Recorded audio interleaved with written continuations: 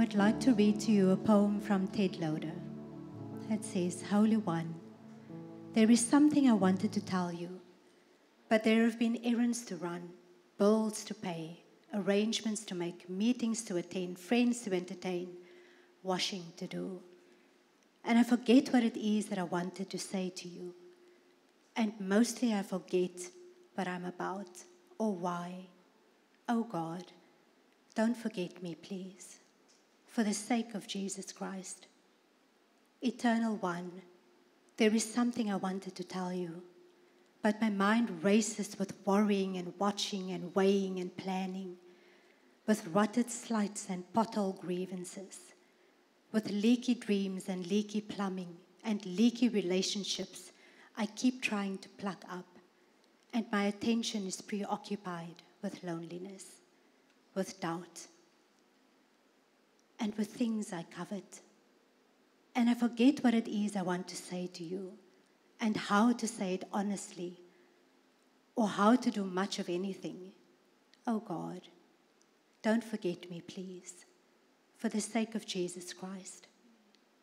Almighty One, there is something I wanted to ask you, but I stumble along the edge of a nameless rage, haunted by 100 floating fears, of terrorists of all kinds, of losing my job, of failing, of getting sick and old, having loved ones die, of dying.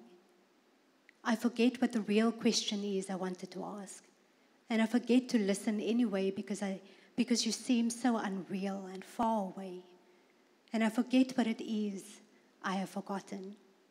Oh God, don't forget me, please, for the sake of Jesus Christ.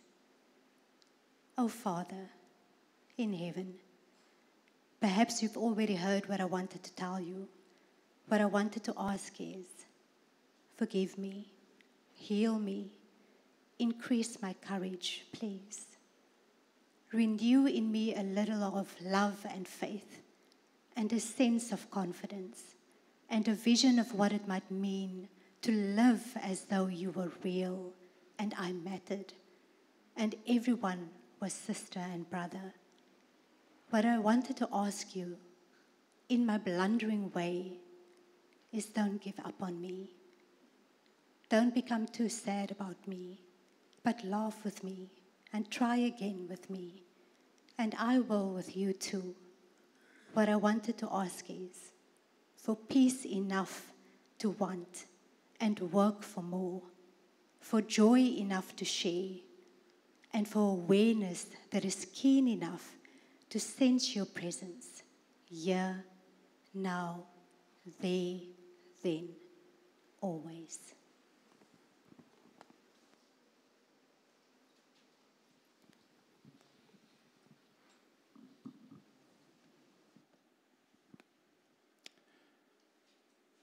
With so many things that we want to ask of God, at the bottom of our souls, as our spirit cries out, there's only one prayer. What I wanted to ask is for awareness, to sense your presence here, now, there, then, and always.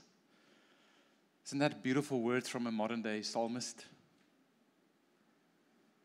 Lord, all I really want to ask you in the midst of this world that keeps asking things of me, I want to ask for anything from you. I want to ask for you. I just want to ask for you.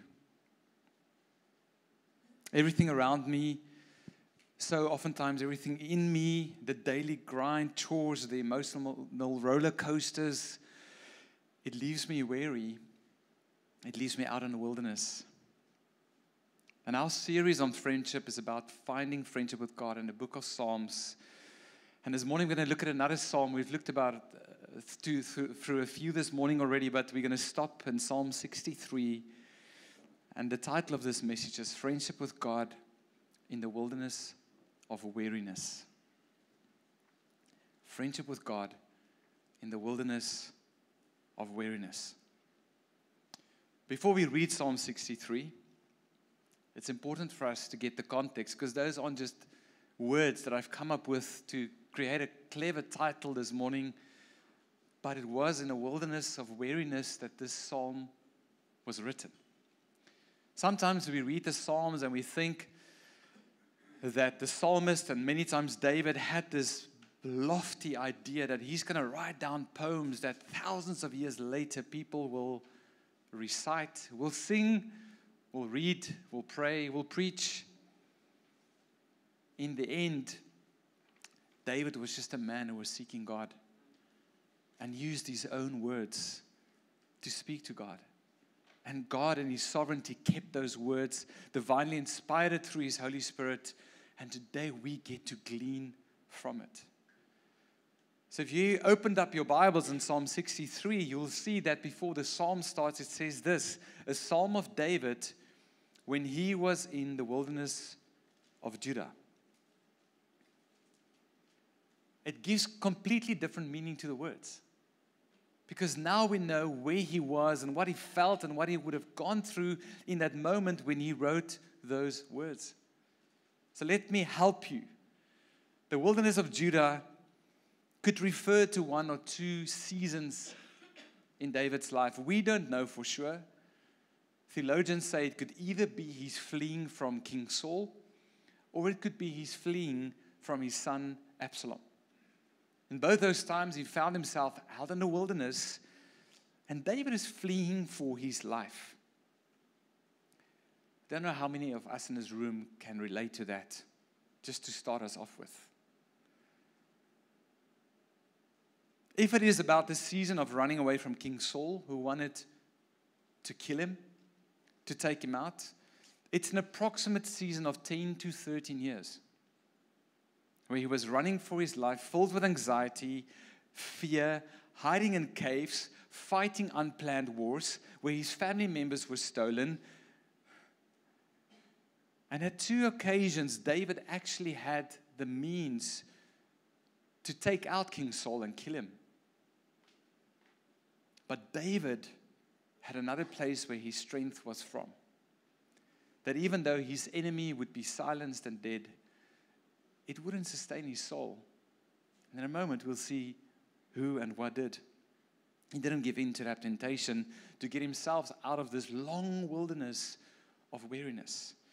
Perhaps it's written about when he fled for his life from his own son, Absalom.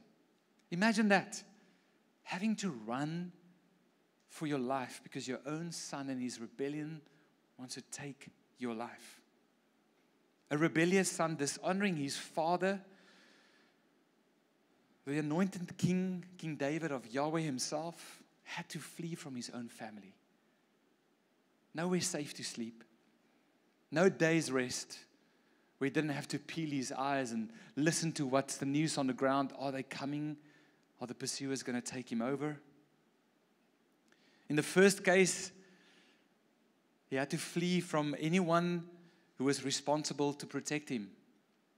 In King Saul's court, he was protected. And then King Saul and his whole court turned against him. And he had to survive with struggle, without a home, without safety, without security. And he became a weary fugitive. The second time, he had to flee from his own son. He had to flee from the one who was responsible to follow in his footsteps. 3 years of anxiety, fear, and disbelief and pain that his own son that he loves this much would turn against him. David in the wilderness of Judah was a weary fugitive.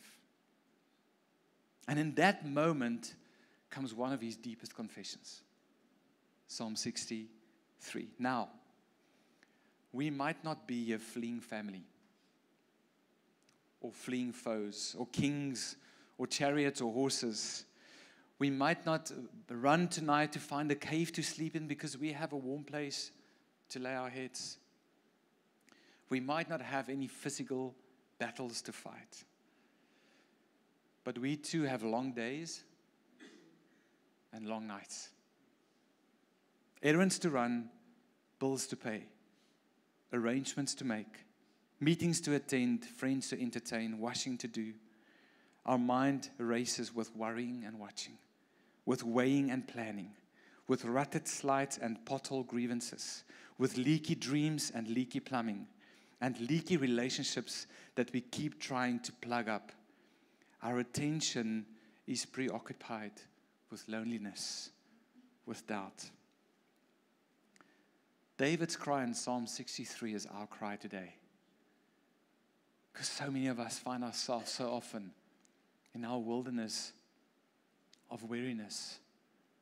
So let's read what David wrote. Psalm 63. O God, you are my God.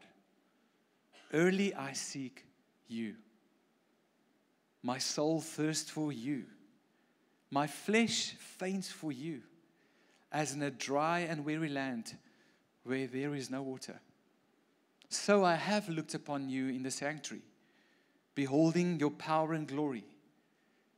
Because your steadfast love is better than life, my lips will praise you. So I will bless you as long as I live. In your name, I will lift up my hands. My soul will be satisfied as with fat and rich food, and my mouth will praise you with joyful lips. When I remember you on my bed and meditate on you in the watches of the night, for you have been my help. And in the shadow of your wings, I will sing for joy. My soul clings to you. Your right hand upholds me.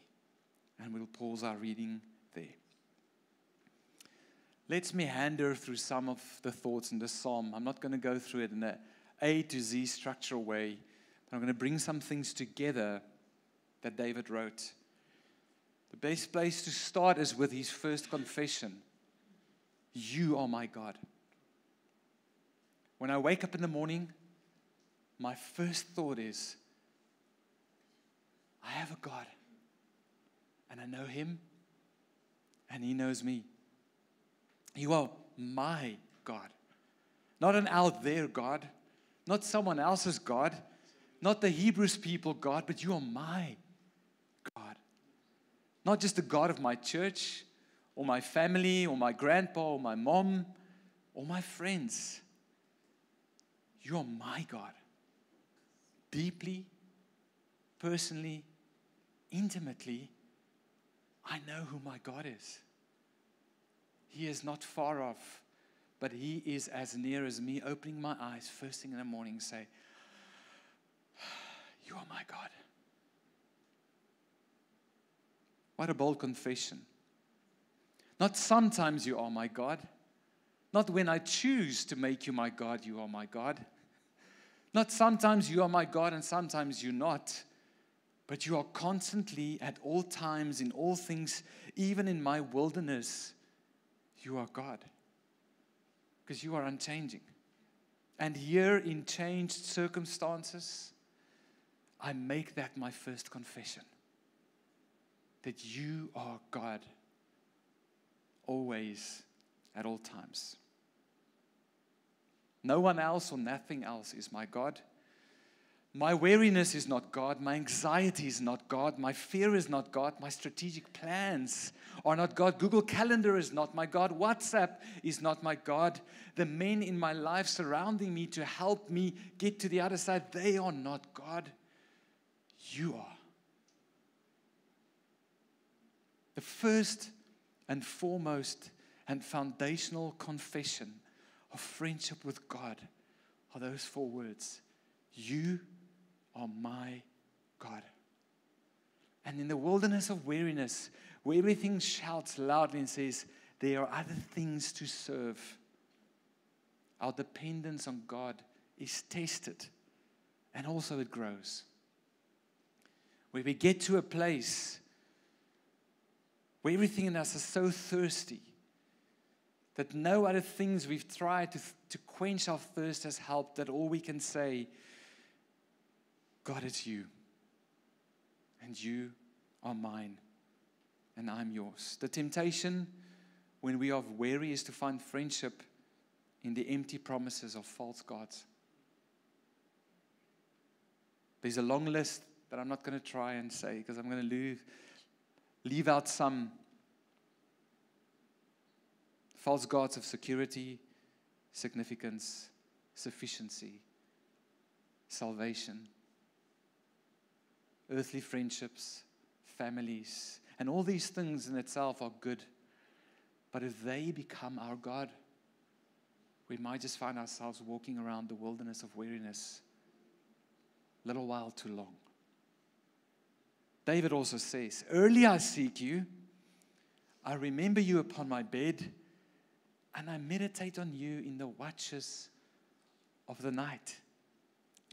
David puts a watch on the psalm, and he wraps this whole psalm in a timeline. Those verses are spread over the psalm. It's not together. In the beginning it says, with early I seek you, and only later in the psalm it says, and at night when I'm on my bed, and throughout the night, the various watches of the night, as the night ticks along, I think about you. I seek you. I set my soul on you. I find your friendship. I find your community. Friendship with God is a continual conversation and an unceasing companionship. You know how we sometimes get a little bit antsy when you need that friend and you've sent the message and it's a single tick and it hasn't become a 2 tick, and then they blue tick you, and then you get a little bit like, but I need them to respond. Anxiety has been built into the fiber of our existence. Psychologists believe that there's 3 big things that's happened that has changed the way humans exist. The first was the invention of the clock in the 1500s. Before that, time was just, it's dark, let's go sleep. It's light, let's go work. In winter, when it's cold, we sleep a little longer. In summer, when there's fruit to reap and harvests to enjoy, we sleep a little bit less. Time was called kairos, which is a gift of opportunity. And then the wonderful, and we love them, Germans invented the clock. And all of a sudden, we live differently, right? The second thing that happened is the invention of the light bulb. Because now we become the God of time. I can stay away longer. I can get up earlier. I can do more. I don't live in the rhythms of normality and how God has made creation anymore. The third is the smartphone. And see how with each of these 3 things, it's nudging closer around our souls. Now, David didn't have a clock or a light bulb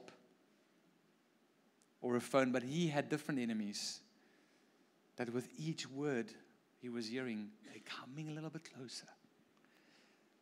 And he teaches us, take your mind off those things. Think about God in the morning. Think about God at night when you go to bed. And as you wake up through the night, think about God. It's like a child who finds a friend in a pet or in a very loved soft toy, right? Have you seen a little child with a pet? They wake up in the morning and they feed it leaves. Or they have the little teddy bear and they run and get a little bucky and put some leaves. Like, it's time to eat. And then there's a water. And then it carries this little thing to the store and it speaks to it and it straps it into the car and takes it along, throws the seatbelt on, shows it things. Look at the tree, look at the blue skies, look at the horse. You know, whenever we say horse, it's like, horse. It speaks to it, it engages it, it makes a bed for it next to its head. That's what David is saying. Your God, He's there like a friend. When you wake up in the morning, seek Him. When you go through your day, make sure you bring Him along in your soul and your conversations. When you go into the car and strap yourself in the seatbelt, say, God, I am safe and secure with you. When you go to your friends, talk about Him, say, God, I'm excited to meet my friends. Make Him part of your life. in every single moment. There's an innocence that we see in a child who makes a friend involved in every part of their day. Because it's hard language, it's not hair talk. It just comes from here. It's just, God, you are it. And when our heart language takes over, our head starts aligning. David also says, I am in a dry and weary land where there is no water. Oftentimes, friendship with God is cultivated in the driest soil, in the wilderness of weariness, when we feel like, I just need to get out of here. I'm not going to survive. Charles Spurgeon wrote, a weary place and a weary heart makes the presence of God all the more desirable. When we find ourselves in those places, everything in ourselves just want to get out of it, right? But what if that wilderness of weariness is an ongoing invitation for your soul to become so thirsty that you can confess, as the deer is walking mile upon mile, kilometer upon kilometer, over mountains and hills to find some water. Lord, I will seek you. Because this world that I live in, the relationships I'm in, even myself, there's nothing to drink from except from you. In my rookie days, when I started enjoying running into mountains, I once ran up the Helderberg mountain without any water. It was a hot summer's day. And at some point I realized I've got to rush down to get some water because there was nothing. It was summer at its peak, no more streams running. It was all dried up. And the sense I had in myself was, I just need to run down this hill to get water. And it was a rush to get, because I could feel like it was a few hours up the mountain. There was nothing up there for me to drink, but in my soul I knew, and in my body I knew there's a place to find water. Are we like that with God? When we've tasted all the other things that we tried to quench our thirst. If there's nothing here on earth below, or there's nothing within ourselves to bring us comfort, we are only left to look up. And by His mercy, we will find everything we need for our dry souls. And to that, David says, I have looked upon you in the sanctuary, beholding your power and glory. David here is referring to corporate worship. While he's out in the wilderness being chased and hiding in caves, he had some men around him, but the loneliness felt so real because he was so used to go to the place where all the people of God would come together, sing their songs, praise God's praises, hear His word like we have on a Sunday or whenever we get together. David has tasted corporate worship, but he needed to cling to God in his private, by himself. See, our souls remain weary when we try and fill it up just with a Sunday morning. When you try and come and say, I want to experience it here in the sanctuary, in the coming together, your praises, and then we try and live on one offering of water for the rest of the week. All that corporate worship is an outward expression of an inward reality, of something that is already in our souls. And in this moment where David was out by himself, he just desired to feel that joy again of being with the people of God, of singing His praises. But read what he says. What does he find in the sanctuary? Not friends, not others. I look upon you, and I behold your power and your glory. He longed not so much to see the sanctuary, but his God. He looked through the veil of ceremonies to the invisible one. See, when we are weary, our good experiences of corporate worship can only last that long. It's actually fleeting sometimes. It's a short-term solution for a much greater desire inside of us. And David reminds his soul that even though I don't have that right now, and I think about that, and I would love to be in the sanctuary with God's people singing His praises right now, I have a powerful and glorious God. he describes the attributes of God. The all-powerful one, the all-glorious one, he says, and even here in my private pain, as I think about the public praise moments I have, I will not forget that you are eternal. My circumstances and my environment might change, but you are a powerful and glorious God. I believe he's preaching to his soul in this moment when he's so thirsty in a weary land. Our misery is that we thirst much less for the big, eternal attributes of God, and we rather thirst for small, limited moments of experience. Rather than filling our insights with God, you are in all, through all, over all. You are everywhere. Your presence is right here. Your Spirit dwells within me to tell me that your presence is here. It's not there, it's here. You are everywhere. There's nowhere I can go where you are not. You are all powerful. You hold the world together in the palm of your hand. The earth sits like a ball in front of you. Amidst all of the universe, you keep it together. We do well in that moment when our friendship with God isn't just based on an experience or an emotional feeling, but a knowing of who this God is that we are praying to. I believe David was drinking from that well, the well of endless power and glory. And then he reminds himself of God's love. Your steadfast love is better than life. Life is great, but his love is greater. Get that this morning. Life is great, but his love is greater. Life with God is better than life at its best. Don't know what your dream is of what life should be. Maybe it's life in ease, life in a palace, life in health, in honor, in wealth, in pleasure and provision.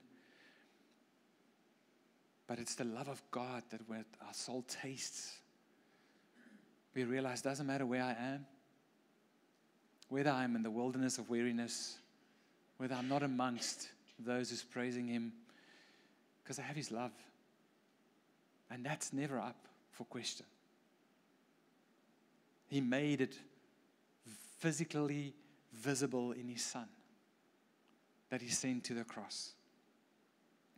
One commentary says, 1,000 good lives are not equal to the eternal life that abides in Jehovah's smile. When we are in our weariness, to not try and make life better, but to experience his love more. To be still and know that he loves us. Not to get busy with other plans to make life a little bit more enjoyable in this season. Because there's a friendship of love from God that is better than any other thing we could experience. And David knew this, and he told his soul, when others were chasing to kill him, I cannot be separated from this love. And then, my favorite part in the psalm is if you look at it in its structure, you see that he speaks about his own soul 3 times. My soul thirsts for you. My soul will be satisfied. My soul clings to you. Thirst is one of the most essential supports of life. If you never became thirsty, you will die.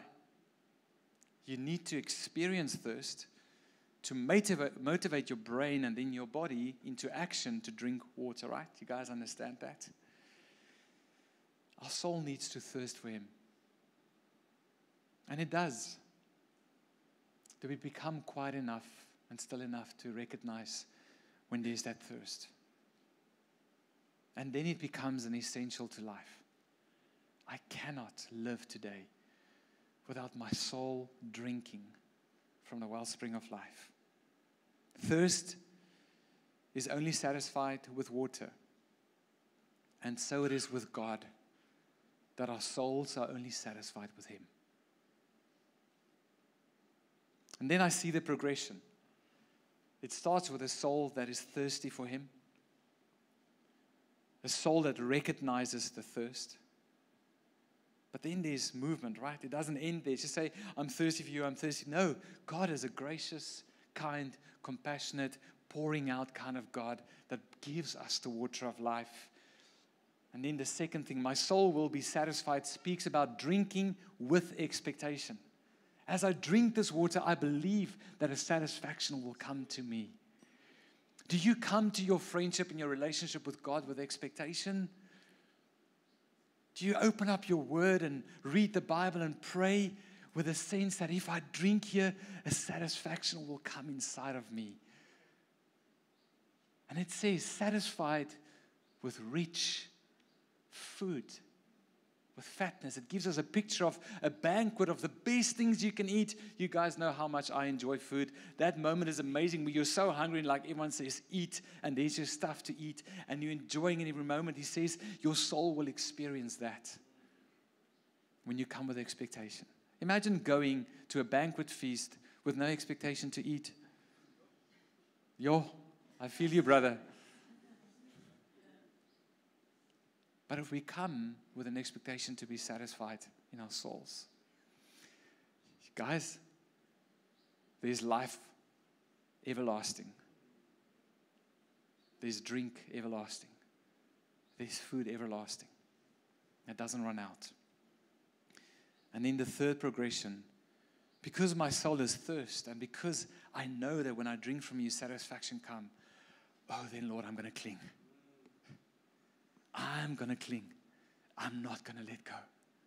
You see, the wilderness of weariness tempts us to let go, right? Because maybe there's been seasons where your soul was thirsty and you came and you were filled, but now it's just been going so long, a year upon year, season upon season moment. And in that, whether it was 13 years for David or 3, he says, I know who God is and I am going to cling. I am not going to let go because the one who satisfies my soul never lets go. Friends, that's what friendship with God looks like when we're going through the most. When we feel like we cannot get up and face another day. In your wilderness of weariness, this is a 3-step path to friendship with God that will satisfy your soul. Recognize the thirst. My soul thirsts for you. Know with expectation that you will be satisfied. And then cling. Cling for life. Cling to the one who alone can do it. If you read from your Bible, you would have noticed that I didn't read all of the psalm. So after David went through this whole soul journey, showing us how he lives, he ends with these words. But those who seek my life to destroy it, they shall go into the lower parts of the earth. But the king, speaking about himself, shall rejoice in God. Everyone who swears by him shall glory. But the mouth of those who speak lies shall be stopped. It's in the wilderness of weariness that lies become louder. We see it in the temptation of Jesus, going into the wilderness for 40 days. And in his most weary moment, at the end of his fast, the deceiver, the liar, walks in and says, hey, here's some options for you. We know Jesus resisted. Some of those lies sound pretty good because he even quoted God's own word to tempt Jesus. And here David is saying something to us. He says, remember that there is a final victory.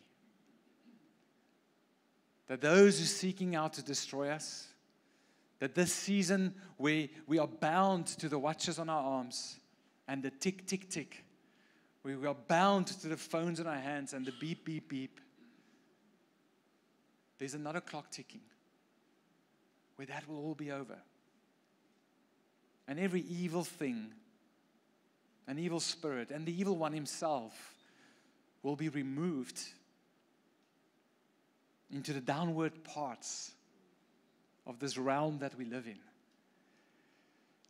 But me, I will enter glory. And those lies, they will stop.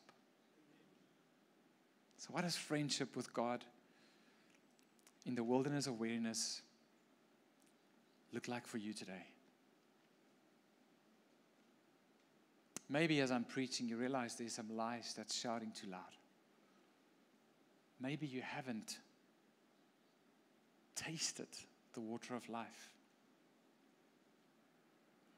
Maybe your soul isn't clinging, or it's clung before, but you've let go because this wilderness, maybe you've even tried to take out the enemy yourself. Maybe you've been drinking from cisterns and water fountains that cannot quench your thirst. Maybe you've been building your Christian faith on a journey of a Sunday corporate worship, but not a private communion with Him. Friends, our sustenance in the wilderness of weariness is friendship with Him. And He's inviting all of us there. It's not just for a select few. David said himself, everyone who swears by Him, who looks up to Him, who believes in Him, who clings to Him and holds on to Him, they'll enter this glory of friendship with God. And this morning, I want you to be a psalmist yourself for a moment. In a moment, we're going to give you a moment to write your own words to God from your soul. You would have seen as you arrived, it's just a little piece of paper. It's there for you to use if you don't have a book to write in. Please don't take out your phone. We're still phoneless for the remainder of this morning. We don't want to hear any beeps. But we're going to have soft music playing, and I want you, in your own words, to write something to Him. Because remember this, David didn't write his poems thinking, ooh, one day, it's going to be so well known. Yes, many of them he wrote for people to sing. But when I read this one, I just see a man that's speaking to his God. A friend that's speaking to a friend. So your language doesn't matter. You don't have to spell check it. You don't have to verb check it or grammar check it. You can write in whatever language you choose. But take 5 minutes and from your soul, write something to your friend. And then we'll conclude our service.